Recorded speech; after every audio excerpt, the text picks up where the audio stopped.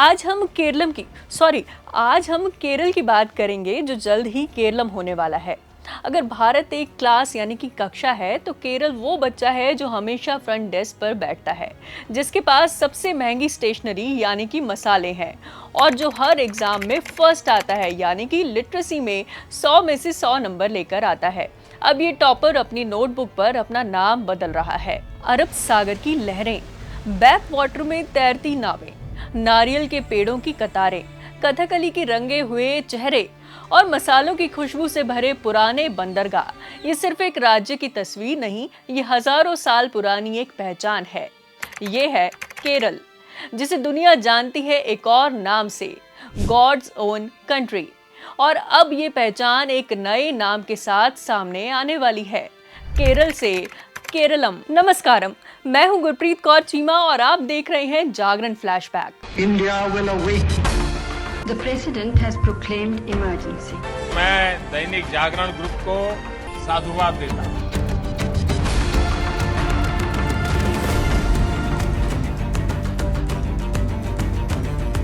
उस सुबह अरब सागर की लहरें कुछ अलग थीं, शांत नहीं, जैसे किसी बड़े बदलाव की गवाह बनने वाली हों।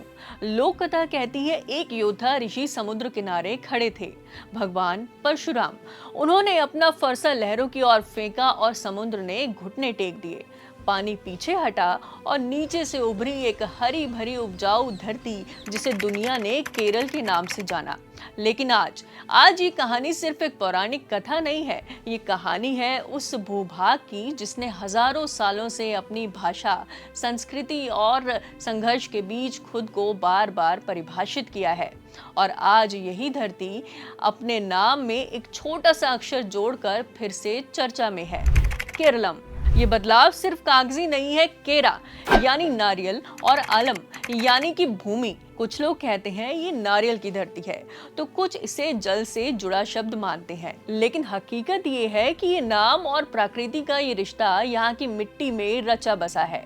इतिहास के पन्ने पलटे तो सम्राट अशोक की 3री शताब्दी ईसा पूर्व के शिलालेखों में केरला पुत्र का जिक्र मिलता है। प्रमाण है कि ये पहचान 2000 साल से भी ज्यादा पुरानी है।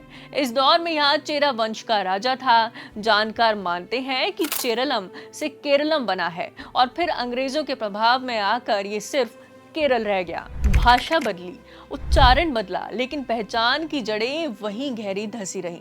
केरल की कहानी सिर्फ मिथकों तक सीमित नहीं है, यहाँ मसालों की उस खुशबू की भी कहानी है जिसे आधी दुनिया को अपनी ओर खींचा है। काली मिर्च, इलायची, दालचीनी, इन मसालों की महक रोमन जहाजों से लेकर पुर्तगाली नाविकों तक को यहाँ पर ले आई। 1498 में जब वास्को डिगामा कालीकट के तट पर उतरा तो वो सिर्फ एक समुद्री यात्रा नहीं थी, वो भारत और यूरोप के बीच एक नए चुनौतीपूर्ण युग की शुरुआत थी। आजादी के बाद 1956 में जब भाषाई आधार पर राज्यों का पुनर्गठन हुआ, तब त्रावणकोर, कोचीन और मालाबार को मिलाकर एक नया राज्य बनाया गया। दस्तावेजों में नाम आया केरल, लेकिन एक मलयाली के मन में, उसकी अपनी जुबान में, वो हमेशा केरलम ही रहा। इस मुद्दे पर केरल के रहने वाले और दिल्ली विश्वविद्यालय में इंडियन लैंग्वेजेस और लिटरेरी स्टडीज विभाग के सहायक प्रोफेसर डॉक्टर शिव प्रसाद ने विस्तार से इस पर अपनी राय रखी। डॉक्टर शिव प्रसाद का कहना है कि ये फैसला केवल नाम परिवर्तन भर ही नहीं है, बल्कि ये भाषा, व्याकरण, सांस्कृतिक पहचान से जुड़ा है। आइए सुनते हैं उन्होंने क्या कुछ कहा। The name Kerala is primarily derived from Keralapatra. It's been son of Chera.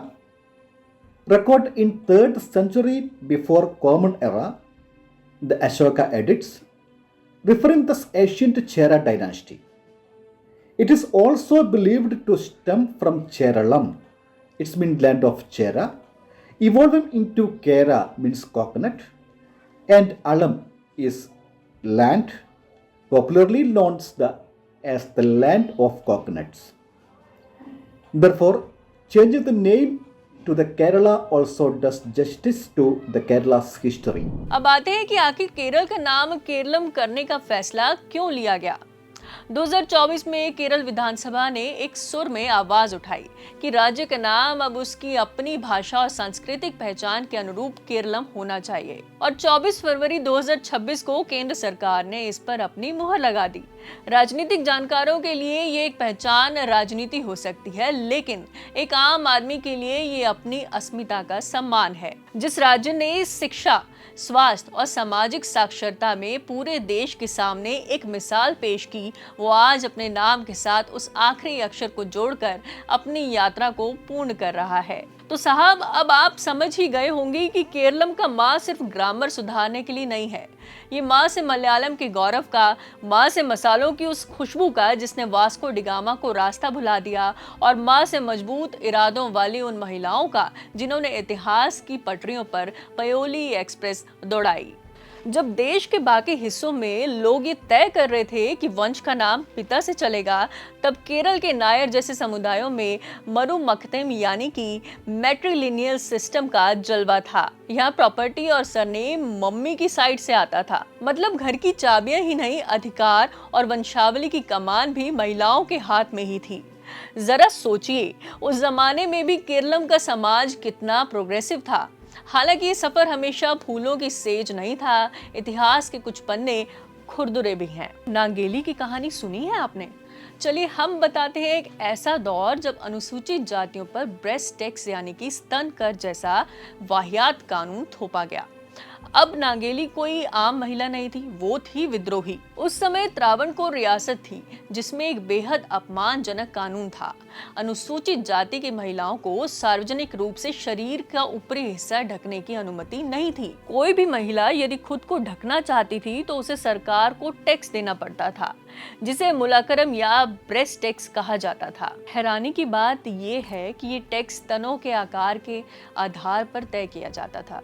ये न केवल आर्थिक बोझ था बल्कि मानवीय गरिमा का सरेआम कत्ल था। केरल के अलापुझा जिले में एक जगह है चेरतला। यहाँ की रहने वाली नांगेली जो इजावा समुदाय से थी, उन्होंने तय किया कि वो इस अपमान को और नहीं सहेंगी। जब स्थानीय टैक्स अधिकारी उनके घर पर टैक्स वसूलने पहुंचे तो नांगेली ने पैसे देने से साफ मना कर दिया। जब अधिकारी ने जबरदस्ती की तो नांगेली घर के अंदर गई, लेकिन पैसे लेकर वापस नहीं आई। उन्होंने एक दराती से अपने स्तन काटे और उन्हें केले के पत्तों पर रखकर अधिकारी के सामने रख दिया। इसके बाद नांगेली की वहीं पर मौत हो गई। कहा जाता है कि उनके पति ने भी उन्हीं की चिता में कूदकर अपनी जान दे दी। नांगेली का ये बलिदान व्यर्थ नहीं गया। इस घटना ने पूरे राज्य में विद्रोह की आग भड़का दी। लोगों का गुस्सा देखकर त्रावणकोर के राजा को घुटने टेकने पड़े और 1859 में चाणक्य विरोध के बाद आधिकारिक तौर पर महिलाओं को खुद को ढकने का अधिकार मिला और ये ग्रेनेड टैक्स खत्म हुआ। यही विद्रोही तेवर आगे चलकर शिक्षा के जुनून में बदल गया। आज जो खबरों में सुनते हैं केरल में 100% साक्षरता, इसकी असली क्रेडिट यहाँ की महिलाओं को ही जाता है। यहाँ की बेटियां सिर्फ डिग्रियां नहीं बटोरती बल्कि हेल्थ और लाइफ एक्सपेक्टेंसी के मामले में पूरे देश को पीछे छोड़ चुकी हैं। केरलम का सोशल मॉडल अगर आज सुपरहिट है तो उसकी डायरेक्टर यहाँ की महिलाएं ही हैं। और जब बात मैदान की हो तो केरलम की हवाओं में एक नाम आज भी गूंजता है, पीटी उषा, जिन्हें दुनिया पयोली एक्सप्रेस के नाम से जानती है। जरा इमेजिन करिए, केरल की मिट्टी से निकलकर ओलंपिक के ट्रैक पर बिजली की तरह दौड़ना। उषा ने सिर्फ रेस नहीं जीती, उन्होंने करोड़ों भारतीय लड़कियों को ये यकीन दिलाया कि अगर इरादे पक्के हों तो आसमान छोटा पड़ जाता है। वैसे दुनिया में शायद ही ऐसा कोई कोना हो जहां पर आपको एक मलयाली ना मिले। कहते हैं अगर आप चांद पर भी उतरेंगे तो वहां कोई चाय की दुकान खोलकर जरूर बैठा होगा और आपसे पूछेगा सुख मानो, मतलब कैसे हैं। और अब जब ये दुनिया भर में फैला मल्लू परिवार अपने घर को केरलम कहेगा तो उसका वजन कुछ और ही होगा। तो दोस्तों, ये जो केरल से केरलम बनने की यात्रा है ये अधूरी है अगर हम इन वीरांगनाओं के संघर्ष को भूल जाएं। ये उस समाज की कहानी है जो सदियों पुरानी परंपराओं को भी मानता है और 2026 की आधुनिक सोच को भी सलाम करता है। समुद्र से निकली ये जमीन अब अपने असली नाम केरलम की ओर लौट रही है। एक ऐसा नाम जिसमें हजारों साल का इतिहास है, मसालों की खुशबू है और सबसे बढ़कर यहाँ की महिलाओं का वो आत्मसम्मान है जो कभी नहीं झुकता। अगर ये कहानी आपको सोचने पर मजबूर करती है तो जुड़े रहिए, क्योंकि इतिहास के पन्नों में अभी कई परतें बाकी हैं। एपिसोड दमदार लगा तो लाइक करें और सब्सक्राइब करें। अगली बार मिलेंगे एक और गहरे राज के साथ।